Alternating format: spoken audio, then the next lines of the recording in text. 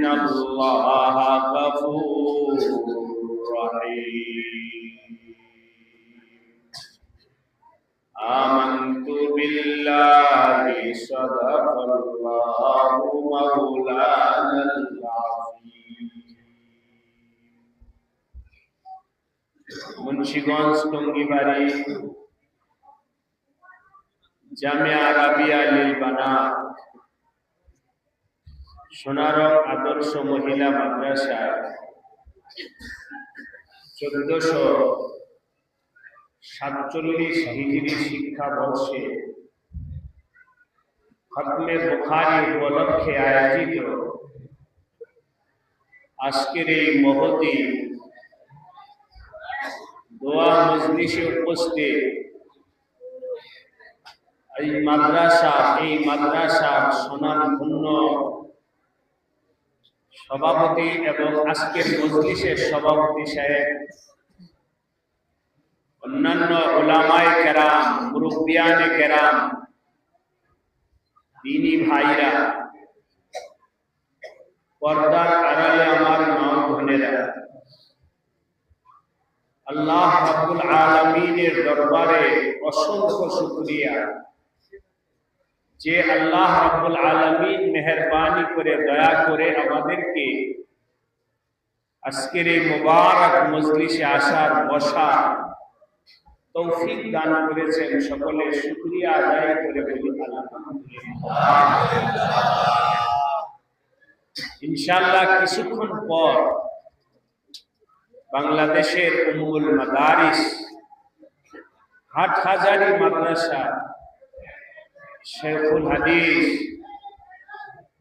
আল্লামা শেখ আহমদ দামাত বারাকাতুহুম বুখারী শরীফের শেষ দর্স দিবেন, নসিহত করবেন, দোয়া করবেন। এর পূর্বে আমি আপনাদের সামনে বিশেষ করে পর্দার আড়ালে আমার মা বোনেরা যারা হাজির আছে সবার কাছে অনুরোধ করে বলব, সব আওয়াজ বন্ধ করে এখান থেকে যে আলোচনা হয় এই আলোচনার দিকে মোতাবাজ্জু হই। ভালো হয় আমার মা বোনরা যদি চোখ বন্ধ করে আল্লাহ পাকের কালামের আলোচনা শুনে,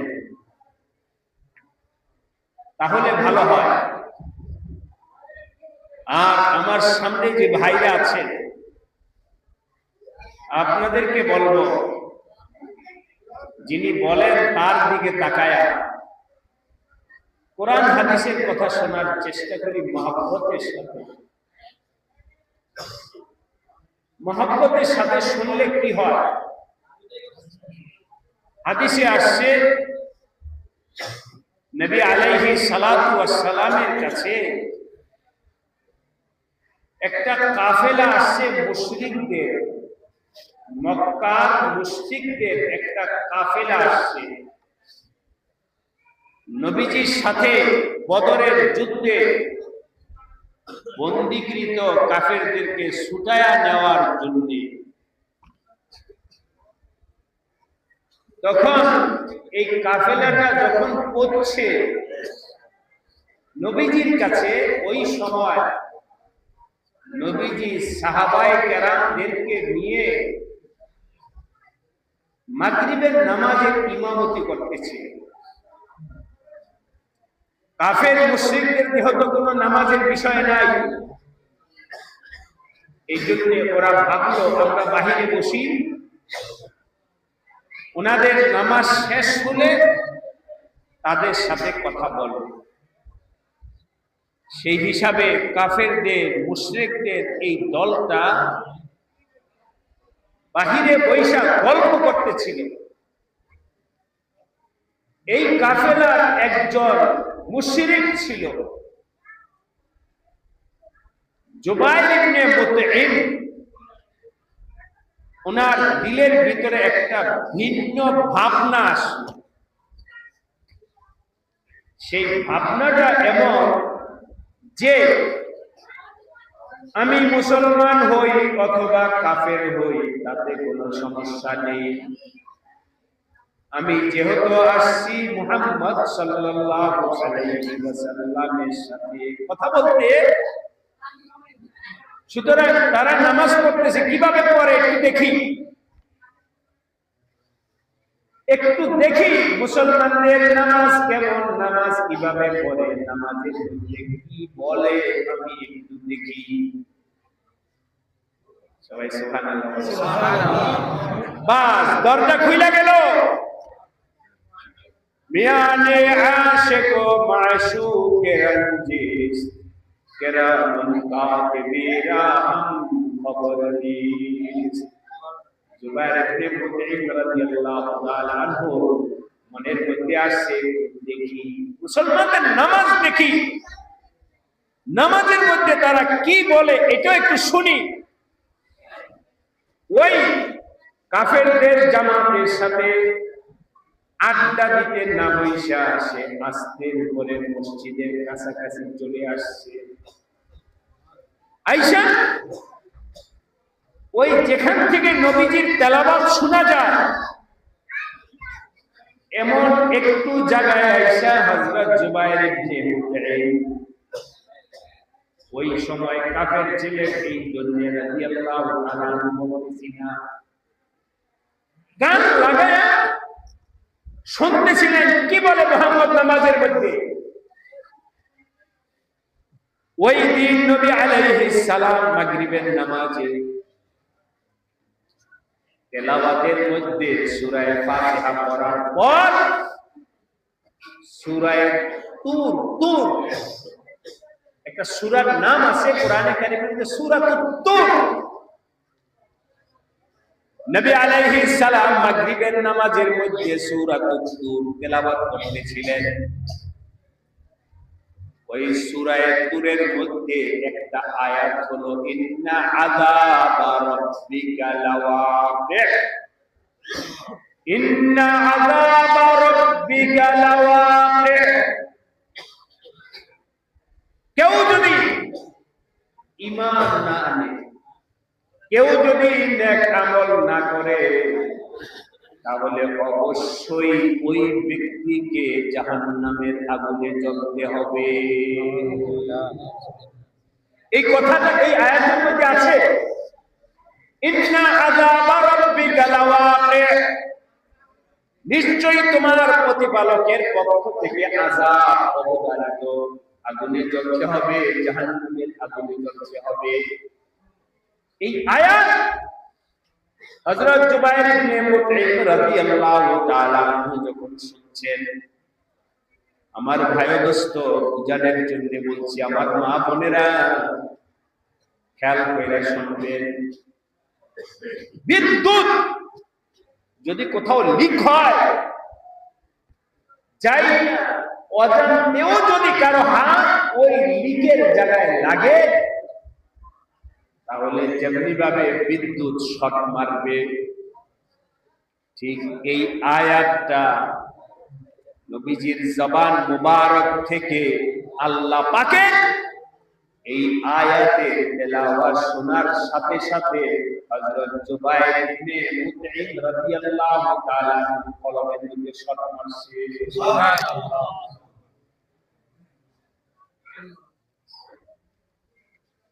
জগৎ, হৃদয় জগৎ, যেই কলমের ভিতরে কুফরির অন্ধকার ছিল, নাফরমানির অন্ধকার, যেই কলমকে ঢাইকা রাখছে, এই আয়াত শোনার সাথে সাথে আল্লাহ পাক হযরত জুবাইর ইবনে মুতঈম রাদিয়াল্লাহু তাআলা আনহুর কলবের পর্দাকে খুলে দিয়েছে। जो नाचे खुद राह पर और का हादी बन गए, क्या नजर थी जिसने मुर्दों को मसीहा कर दिया, दुर्पेशानी ने तरीक़तों को दरिया कर दिया, दिल को रोशन कर दिया, आंखों को बीना कर दिया। হযরত জুবাইর ইবনে মুতঈম অন্য জগতের ভাবনায় ফিরে গেছে। যাই হোক, নবীজি সালাম ফিরাইলেন। এবার কাফেরদের ওই কাফেলার সাথে বসছেন চুক্তি বিনিময় করার জন্য। কথাবার্তা চাহর হয়েছে। এবার কাফেরেরা চলে যাবে নিজেদের বাড়িতে। তাদের বাড়ি ছিল ওই সময় মক্কা। সবাই তৈয়ারি নিতেছে বাড়িতে যাওয়া। কাজ শেষ, বাড়িতে চলে গেছে। হযরত জুবাইর ইবনে মুতঈম রাদিয়াল্লাহু তাআলা আনহু বাড়িতে যাওয়ার জন্য প্রস্তুত হইতেছিলেন না। চুপ করে বসে গেছে। সাথীরা বলতেছিল, এই মিয়া বাড়ি যাবে না? আমরা তো যাইতেছি গা, বাড়ি যাবে না?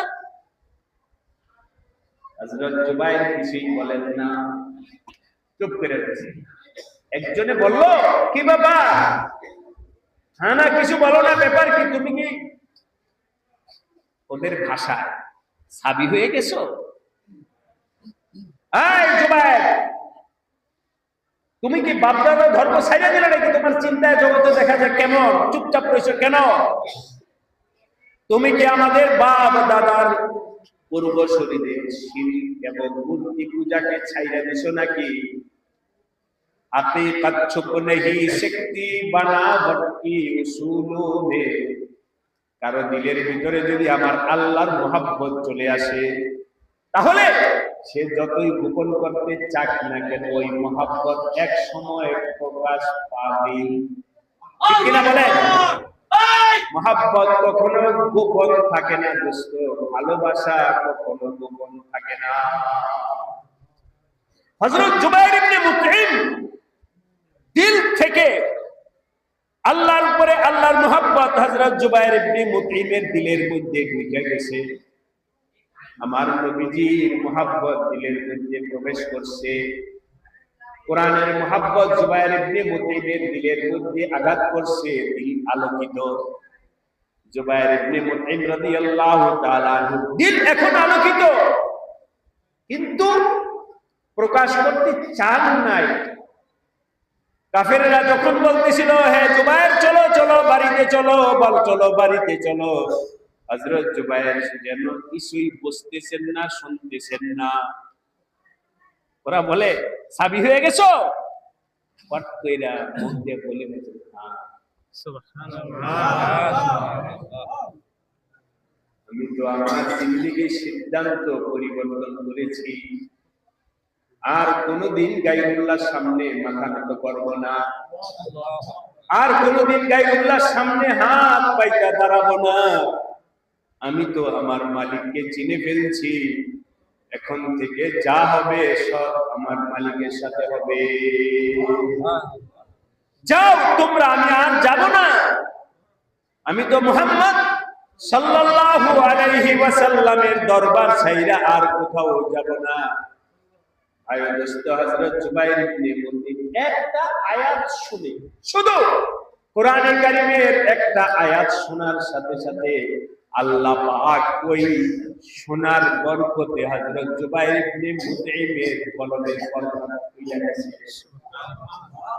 এইজন্য সবাইকে বলবো, মানুষের জিন্দেগিতে ব্যস্ততা থাকতে পারে, মানুষের জীবনে অনেক তারা থাকতে পারে, কিন্তু মাঝে মধ্যে দোস্ত শাইখুল ইসলাম হযরত হুসাইন আহমদ মাদানী রাহমাতুল্লাহ আলাইহি হযরত বলতেন, বাবারা শোনো, এই দুনিয়ার জীবন কখনোই তুমি অবসর হইবা না। তোমার এই দুনিয়ার জীবনে ব্যস্ততা থাকবেই।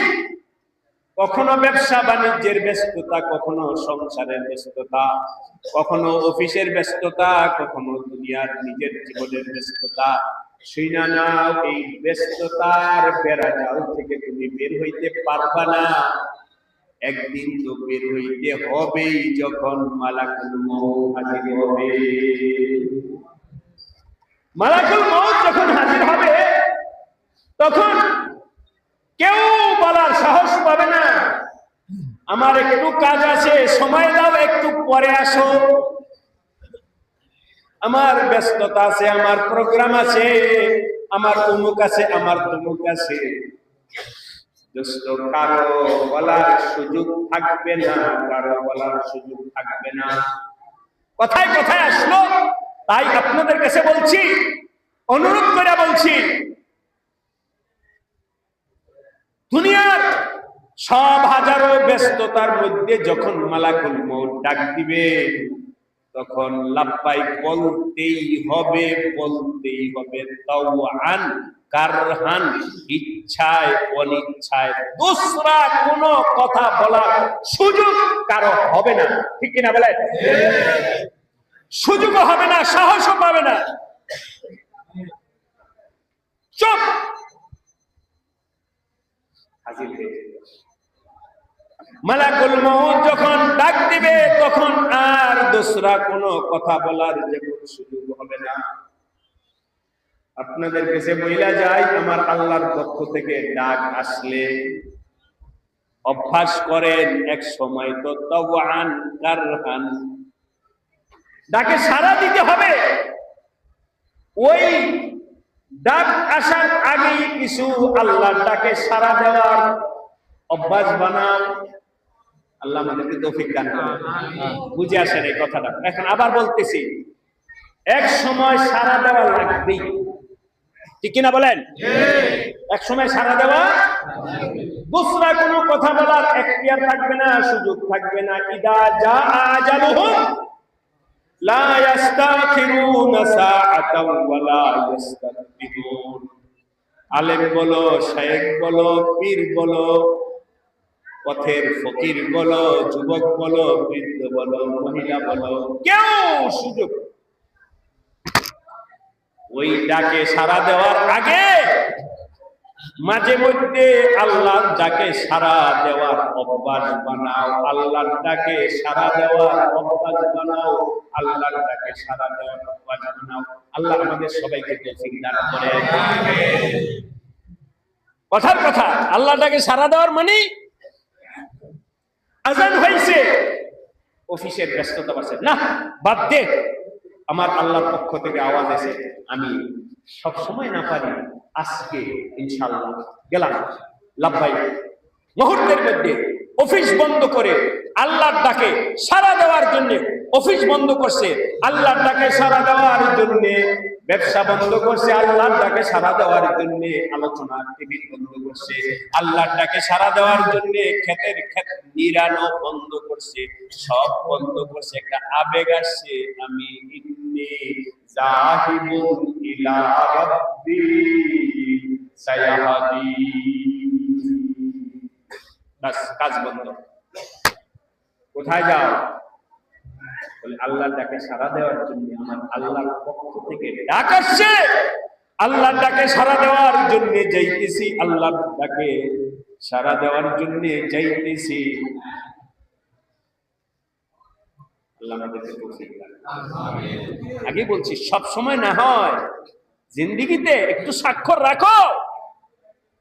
অমুক কাজ ছিল দুনিয়া, আমি ওই কাজের গুরুত্ব দেই নাই, আমার আল্লাহর ডাকে সাড়া দেওয়ার জন্য আমি লাব্বাইক বলে হাজির হয়েছি। এই ছোট্ট একটা দাওয়াত আপনাদের সবাইকে দিলাম। ইনশাআল্লাহ হাত উঠান, কারা চেষ্টা করবেন? হাত উঠান। আল্লাহ আমাদেরকে তৌফিক দান করেন। হাত উঠান। ভয়গ্রস্ত মুমিন হিসাবে তো সবসময় ডাকে সাড়া দেওয়া উচিত, কিন্তু আমরা দুর্বল হিসাবে আমি আপনাদের কাছে, মা বোনদের সবার কাছে অনুরোধ রেখে দিতেছি, জীবনে একবার হলেও যেন আল্লাহকে বলতে পারেন, আল্লাহ অমুক দিন না তোমার ডাকে আমি সাড়া দিয়েছি। আমার আল্লাহর দরবারে যেন বলতে পারো, আমার কাজ রেখে আল্লাহ তুমি ডাক দিয়েছো, আমি ফাওরান ডাকে সাড়া দিয়েছি। আল্লাহ আমাদের সবাইকে তৌফিক দান করুন। আল্লাহর ডাকে সাড়া দেওয়ার অভ্যাস বানাও, আল্লাহর ডাকে সাড়া দেওয়ার অভ্যাস বানাও। যাই হোক, আমাদের মাদ্রাসার প্রতিষ্ঠা হুজুর আবার কানে কানে বলে দিয়েছেন, হুজুর জানি না ভাই, আমি তো খুব ছোট মানুষ, সাধারণ মানুষ, গুনাহগার, নালায়েক, হুজুর কানে কানে বলে দিয়েছেন যে হুজুর আপনার লম্বা বয়ান আমার বয়ানে কি পর্দার আলে মা বোনরা আমাকে জানাইছে হুজুর জন্য লম্বা বয়ান। তো মা বোনরা আছে আজকে তো মা বোনদের উদ্দেশ্যে এই মজলিস। বারবার মহতা এসে বলেন যে বছরে 2 বার 3 বার আইসা আপনি মা বোনদের উদ্দেশ্যে কথা বলেন। আমাদের এই মাদ্রাসা আলহামদুলিল্লাহ হাজারো মহিলা ভিতরে বসার ব্যবস্থা আছে। আমার জানা মতে বাংলাদেশে এমন হাতে গোনা 2-1টা প্রতিষ্ঠান থাকতে পারে যেখানে এত বড় স্পেজে মহিলাদের বসা ব্যবস্থাপনা, সুন্দর ব্যবস্থাপনা অন্য কোথাও আছে বলে আমার জানা নেই। থাকলে 2-1টা জায়গায় থাকতে পারে।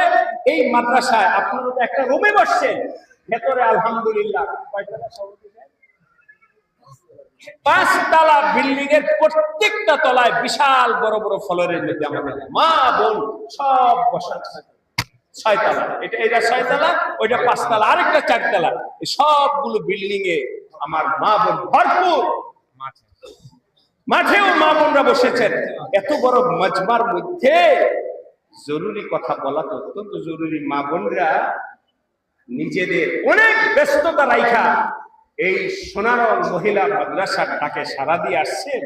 এই জন্য হুজুর বলছেন একটু লম্বা কথা বললে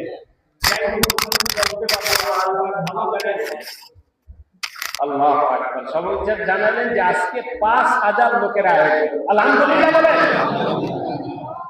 যাই হোক, আমি এই মাদ্রাসায় যে সমস্ত মেয়েরা আজকে বুখারী শরীফের শেষ সবক পড়বে এবং তাফসীর বিভাগে এর পাশাপাশি হিফজখানা অনেক বিভাগ থেকে মেয়েরা এই বিভাগের পড়া শেষ করবে, তাদেরকে এবং মা বোনেরা অন্য ছাত্রী সবাইকে বলবো, আমি আপনাদের সামনে পবিত্র কোরআন কারীমে সূরাতুল মুমতাহিনা 12 নম্বর আয়াত তেলাওয়াত করেছি।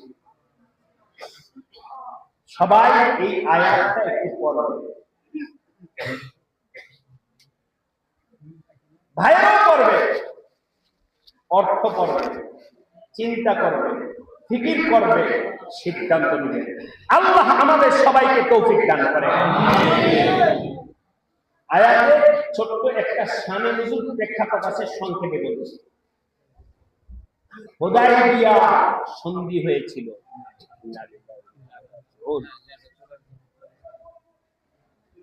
আল্লাহ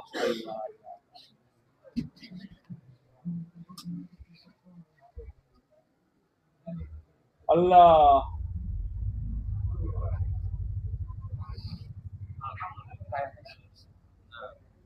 আলহামদুলিল্লাহ।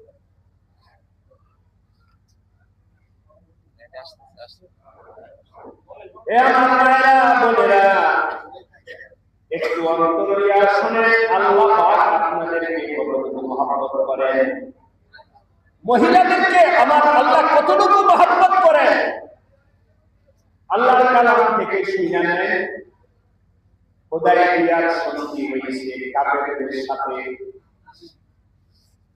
কাফেরেরা একটা বৈষম্যপূর্ণ একটা প্রস্তাব দিয়েছে, অনেকগুলো অযৌক্তিক প্রস্তাব কাফেরদের পক্ষ থেকে ছিল। আমার নবীজির বিশেষ বৃহৎ স্বার্থে তাদের সবগুলো কথা মাইনে নিছে। একটা শোনেন একটু, কত বড় জুলুম অযৌক্তিক কাফেরদের প্রস্তাব ছিল। কাফেরেরা বলল, খেয়াল করে শুনতে হবে, কোন কাফের যদি মুসলমান হয়ে মদিনায় চলে যায় তাকে ফেরত পাঠাইতে হবে, তাকে আশ্রয় দিবেন না মদিনায়। কোন কাফের যদি মুসলমান হয়ে মদিনায় আপনার আশ্রয়ে চলে আসে তাকে থাকতে দিবেন না, তাকে ফেরত পাঠাবেন। আর কোন মুসলমান যদি কোন মুসলমান যদি কাফের হয়ে মক্কায় যায়, আমরা তাকে মক্কায় থাকতে জায়গা দেব। আপনি কি বুঝেন এই কথাটা? আরে দুই পক্ষ তো হওয়ার কথা, আমরা ফেরত দিলে তোমরাও ফেরত দিবা, ওরা না। আমরা ফেরত দিব না, আমরা কাফেরেরা ফেরত দিব না, তাকে জামাই আদর করে রেখে দিব। কিন্তু তোমাদের কাছে যদি কোন কাফের মুসলমান হয়ে চলে আসে তাহলে তোমাদের ফেরত দিতে হবে। আপনাদেরকে জিজ্ঞাসা করি, এই প্রস্তাবটাকে যৌক্তিক না অযৌক্তিক? জুলুম এক পাশে, সবাই আল্লাহু আকবার বলে। আল্লাহু আকবার। ওরা ভাবছে ইসলাম আর হলো কুফর একই। আরে না, আমার নবীজি জানেন, আরে তোমাদের কথা মানলে কি হইছে? একজন মুসলমান যারা আমার সামনে ইসলাম কবুল করেছে তারা কেউ কাফের হয়ে যাবে না। এটা কাগজে কলমে থাকতে পারে, যাবে না। কিন্তু এটা ঠিক, কাফের মুসলমান হয়ে মদিনা আসবে। যাই হোক, নবীজি বৃহৎ স্বার্থে মাইনে নিয়েছে, ঠিক আছে, দেখা যায়, তাও মানলাম। মানার পর কিছুদিন পরে কয়েকজন মুসলমান মক্কা থেকে মুসলমান হয়ে মদিনায় চলে আসছে। আসার পরে নবীজির সামনে বসে, ইয়া রাসূলুল্লাহ, নবীজি বললেন, শোনো, আমি কাফেরদের সাথে চুক্তি করেছি, তোমাদেরকে ফেরত দিতে হবে। হাদিস আবু দাউদ শরীফ সহ বিভিন্ন লম্বা আলোচনা চলছে, আমি বললাম নবীজি ওয়াদা ঠিক রাখার জন্য বললেন, তোমাদেরকে আমি মদিনায় জায়গা দিতে পারি না, কারণ তোমাদেরকে জায়গা দিলে ওদের সাথে আমার চুক্তিটা নষ্ট হয়ে যাবে। আমি নবী হয়ে তো ওয়াদা রাখতে পারি না, সুতরাং তোমরা চলে যাও, চলে যাও। বিস্তারিত আর বললাম না। এরপরে তারা কি করছে এটা বিস্তারিত বললাম, আমার কাছে তোমরা থাকতে পারো না, চলে যাও। নবীজি তাদেরকে ফিরে গেছে। কথা কি আপনারা বুঝছেন? সাহাবায়ে-কেরাম কাটতে কাটতে ফিরে চলে গেছে। নবীজির সিদ্ধান্তের বাইরে কিছু করা যাবে না। এই কিছুদিন পরে একদল মহিলা মক্কা থেকে, আমার মা বোনেরা ভালো করে শুনেন, একদল মহিলা মক্কা থেকে ইমানের বাতাস পেয়ে মুসলমান হয়ে মদিনায় আসে। আরেকটা সুবহানাল্লাহ বলে। ওই চুক্তি অনুযায়ী নবীজি পুরুষদেরকে ফিরে এনেছেন, ওই চুক্তি অনুযায়ী আজও নবীজি ওই চুক্তি অনুযায়ী তো ফিরায়া দেওয়ার কথা কিনা বলে। কিন্তু ভয়ানক দুষ্ট, মন দিয়ে শুনতে পেয়েছি, পুরুষরা মক্কা থেকে চলে আসছে, যদি নবীজি মদিনায় জায়গা না দেন তাহলে কথা রাস্তায়ও তারা দিনাতিপাত করতে পারবে, কিন্তু যে মহিলাগুলো আমার আল্লাহর মহব্বতে ঈমান নিয়ে ওই কাফের বাবার ঘর থেকে বের হয়ে আসছে অথবা কাফের স্বামীর ঘর থেকে বের হয়ে চলে আসছে, এদেরকে যদি আশ্রয় না দেন তাহলে এই মহিলাগুলো কোথায় যাবে?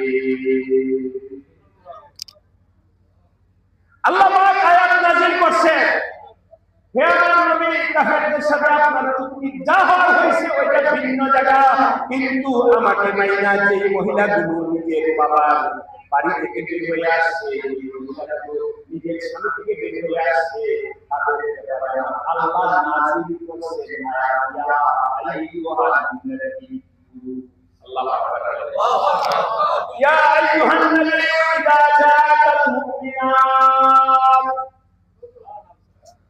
যে সমস্ত মুমিন নারীরা মক্কা থেকে কাফেরদের জুলুম নির্যাতন থেকে মুক্তি পাওয়ার জন্য চলে আসে, তাদেরকে আপনি আশ্রয় দেন। সুবহানাল্লাহ।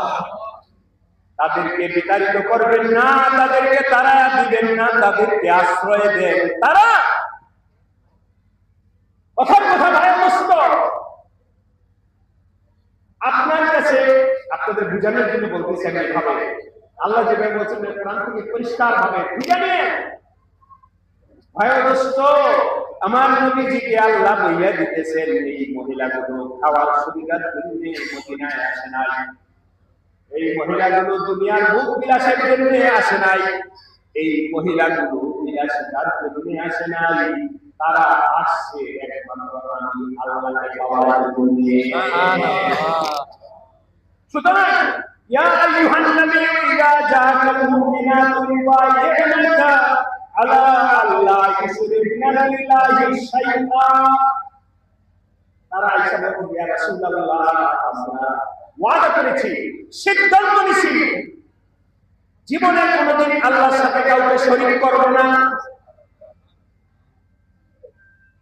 দুই নম্বর হলো ওয়ালা ইয়াসরিকনা, ইমানদার হওয়ার পরে জীবনে কোনোদিন চুরি করব না। ওয়ালা ইয়াসরিন, তিন নম্বর হলো কোনোদিন তারা বেচার জিনার কাছে যাবে না।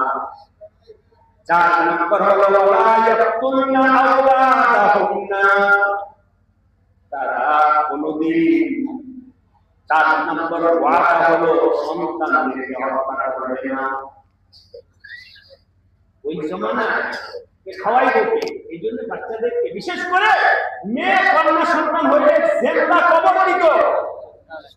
এই জন্য আল্লাহর নাফরমানি কইরা জিন্দা বাচ্চাদেরকে কবর দিত। এরা বলতেছে আমরা নিজেদের মালিককে আল্লাহ, ইয়া রাসূলুল্লাহ ওয়াদা করতেছে কোনদিন বাচ্চাদেরকে আমরা হত্যা করব না, জন্মনিয়ন্ত্রণের পথে যাব না। এগুলো হলো ইহুদি খ্রিস্টান কুফরি মতবাদের ষড়যন্ত্র। ওয়ালা ইয়াকুলুনা আওলাদাহুন্না, এত সন্তান হইলে খাওয়াইব কি খাওয়াবে আল্লাহ, বলেন রিজিকের মালিক কে আল্লাহ। ওই আলোচনাটা আমি গেলাম, আমরা এই আয়াতটা শেষ করতে চাইছি। ওয়ালা ইয়াকুলুনা আওলাদাহুন্না, এই মহিলারা ওয়াদা করছে বাচ্চাদেরকে হত্যা করবে না। 5 নম্বর হলো ওয়ালা ইয়াতিনাহু ওয়াহদিহুদান ইয়াফতারিনাহু বাইনা আইদিহিন্না ওয়া আরজুলিহিন্না। লম্বা কথা, 7 অর্থ দাঁড়াবে, তারা কাউকে অপবাদ দিবে না।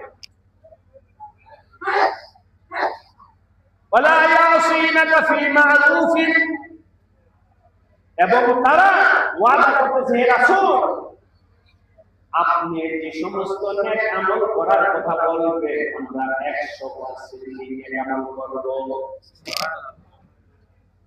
এই মোটামুটি আমি আমার বলতে পারলাম না, হয়তো 7টা হবে ওই নিয়ে। আচ্ছা এখন বলি 1 নম্বর লা ইউশরিকনা বিল্লাহ, 2 নম্বর হলো ওয়ালা ইয়াসরিকনা, 3 নম্বর হলো ওয়ালা ইয়াজনিনা, 4 নম্বর হলো ওয়ালা ইয়াকুলনা, 5 নম্বর হলো ওয়ালা ইয়াতিনা বিবুহতান, 6 নম্বর হলো ইয়াসিনাকা ফি মারুফিন। এই 6টা বিষয়ে যদি মহিলারা আপনার সাথে ওয়াদা করে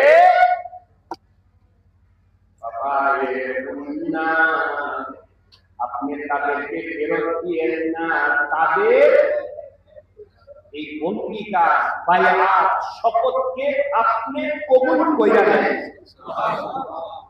এদেরকে ফিরাবেন না। কি হয় আমি দেখব, মালিককে আল্লাহ চ্যালেঞ্জ দিয়েছেন এই মহিলা যারা আল্লাহর মহব্বতে মক্কা ছাইরা নিজের বাবার আরামের ঘর ছাইরা নিজের স্বামীর বিলাসিতার ঘর ছাইরা ঈমানের জন্য আখিরাতের জন্য জান্নাত পাওয়ার জন্য আপনার কাছে আসে, তাদেরকে বায়াত দিয়ে তাদের বায়াত কবুল করেন। শুধু বাবাই হন না, তাদের বায়াত কবুল করবে এই নয়, আপনি তাদের জন্য আল্লাহর কাছে মাফ চান, তাদের জন্য আল্লাহ এই মহিলাদেরকে মাফ করে দেন, আপনি তাদের জন্য মাফ চান আমার কাছে, এদের জন্য দোয়া করেন, আমি এই মহিলাদেরকে মাফ করে দেব। সুবহানাল্লাহ। ইন্নাল্লাহা গফুরুর রহিম, ইন্নাল্লাহা গফুরুর রহিম, ইন্নাল্লাহা গফুরুর রহিম। আজকে এই মাদ্রাসা থেকে যে সমস্ত মেয়েরা দাওরা পড়ছে, তাদেরকে আমি বলবো এই মাদ্রাসার চার দেয়াল থেকে বের হওয়ার আগে একটু সিদ্ধান্ত নাও, কি ওয়াদা নিয়ে এখান থেকে বের হইতেছ, কি নিয়ে এখান থেকে বের হইতেছি। কথার কথা আমি আমার ছাত্র ভাইদেরকে বলি, যারা দাওরা করে যায় তাদেরকে বলি, তোমরা এই কথা মনে করো না পাগড়ি নিয়ে বের হইতেছি। পাগড়ি একটা কাপড়ের নাম, পাগড়ি একটা কাপড়ের নাম। এখন পেঁচাই যে খুলে রাখলেই শেষ। এই মেয়েদের পক্ষ থেকে মেয়েদের অভিভাবকদের মাথায় পাগড়ি দেওয়া হয়েছে, এটা প্রকারান্তরে ধরতে পারি মেয়েদের কি দেওয়া হয়েছে, ঠিক না বলেন? মেয়েদেরকে বলবো কি এই কাপড় পাগড়ি অথবা বোরকা নিয়ে যাচ্ছ, এটা একটা কাপড়, এখন পরলাম, কিছুক্ষণ পরে খুলে রাখলেই হলো। ওই মক্কা শরীফ থেকে ঈমান আইনা মহিলাদেরকে কাফেলাটা হিজরত করে নবীজির দরবারে হাজির হয়েছে এই ছয়টা বিষয়ের ওয়াদা নিয়ে। ছয়টা বিষয়ের ওয়াদা নিয়ে মহিলাগুলো আসছে আমার নবীজির কাছে। আপনাদের একটা প্রশ্ন করি, আসলে আপনাদের কাছে প্রশ্ন নয়, এই প্রশ্নটা আমার মেয়েদের কাছে। এরা যখন সিদ্ধান্ত নিয়ে আসছে তখন তাদের সিদ্ধান্তটা কবুল করছেন কে? আরেকবার বলেন কে? আমার আল্লাহ শুধু একা কবুল করেন না, দুষ্ট মহব্বতের সাথে আল্লাহ তাআলা বলে গেলেন, আমার আল্লাহ বলেন হে আমার হাবিব, ওদের ওয়াদা আমি কবুল করছি, আপনিও কবুল করে নেন। আমার আল্লাহ সুপারিশ করতেছে নবীর কাছে, আপনিও কবুল করেন। শুধু কবুল নয়, বরং আপনি ওদের পক্ষ হয়ে মাফ চান, আমি যেন তাদেরকে মাফ কইরা দেই। আপনি কি বলেন আল্লাহ মহিলাদেরকে মাফ করো, আপনি কি ওদের পক্ষ হয়ে মাফ চান, আমি ওদের জীবনের গুনাহকে মাফ করে দেই। আজকে আমি আমার মা বোনদেরকে, বিশেষ করে মেয়েদেরকে বলবো, বিশেষ করে আমাদের এই মুন্সিগঞ্জের, আমি এই মুন্সিগঞ্জের সন্তান, বিশেষ করে মহিলা অঙ্গনে, বিশেষ করে মহিলা অঙ্গনে মা বোনদের আকীদাগত অনেক শিরকি আকীদা আছে, আমলের দিক থেকে অনেক কোতাহি আছে, সামাজিক কাজকর্মে অনেক বদরুসুম আছে, পারিবারিক জিন্দেগিতে অনেক নাজায়েজ কাজ আছে। এখানে অনেক মসজিদের ইমাম সাহেব, ওলামায়ে কেরাম হাজির আছে, সবাই আমার এই কথার সাথে একমত হবে। আমাদের এই মুন্সিগঞ্জের মহিলা অঙ্গনে, পুরুষের মধ্যে নেই, পুরুষের মধ্যে আছে, কিন্তু আমার আলোচনা যেহেতু মহিলাদের কিনে, এই জন্য মহিলাদের আবার মহিলাদের মধ্যে অনেক শিরকি কথা আছে।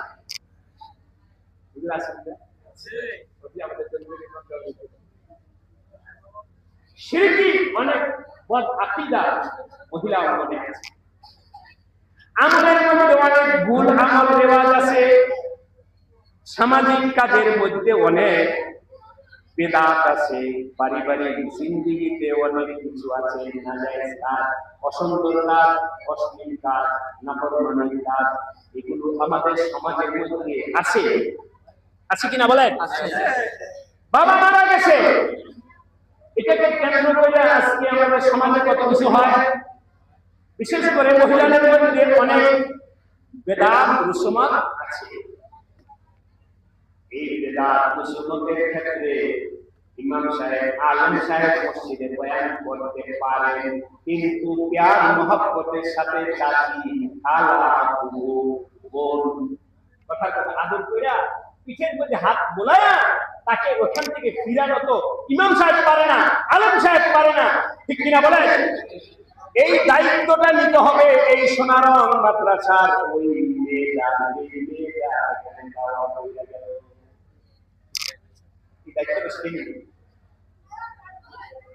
কথার কথা। আমার প্রতিবেশী এক মহিলা মারা গেছে, সোনারং মাদ্রাসার দাওরা পড়ুয়া মেয়েটা সেখানে হাজির হয়ে খালা কি বলবো শোনেন, তোমার মা মারা গেছে, সুন্নত তরিকায় দাও, আমি গোসল দিয়ে দেই, এভাবে কাফন করাও, এভাবে এই করো, অমুক কাজটা কইরো না। সুতরাং এই মেয়ের অবদানে একটা মহিলা সুন্নত তরিকায় বিদায় দিল। ঠিক কিনা বলেন? মহিলা মারা গেছে, এই মহিলাকে কি পুরুষ ইমাম সাহেব গোসল দিবে? দিবে তো মহিলাই। এটা একটা এক্সাম্পল হিসেবে বলছি। মহিলাদের ইসলামও মহিলাদের মাধ্যমে বেশি হবে, মহিলাদের পরিবর্তন মহিলাদের মাধ্যমে হবে।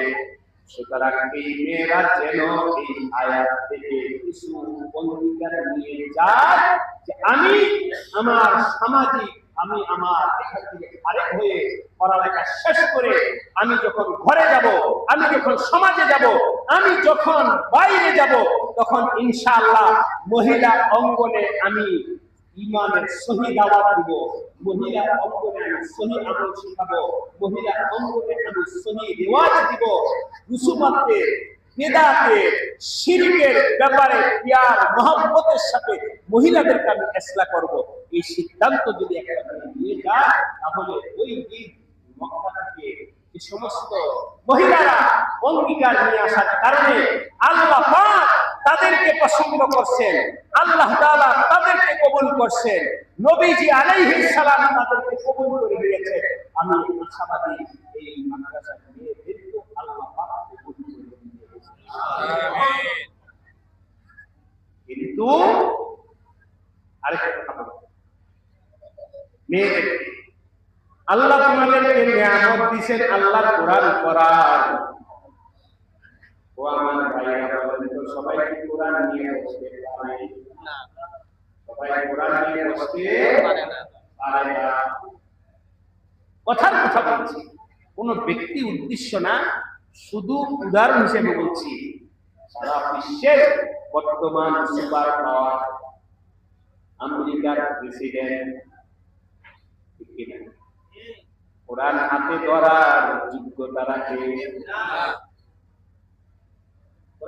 কথার কথা যদি আল্লাহ না করে বেটা যদি দেখানোর জন্য করে, পরে কি বেটা আল্লাহ জানে।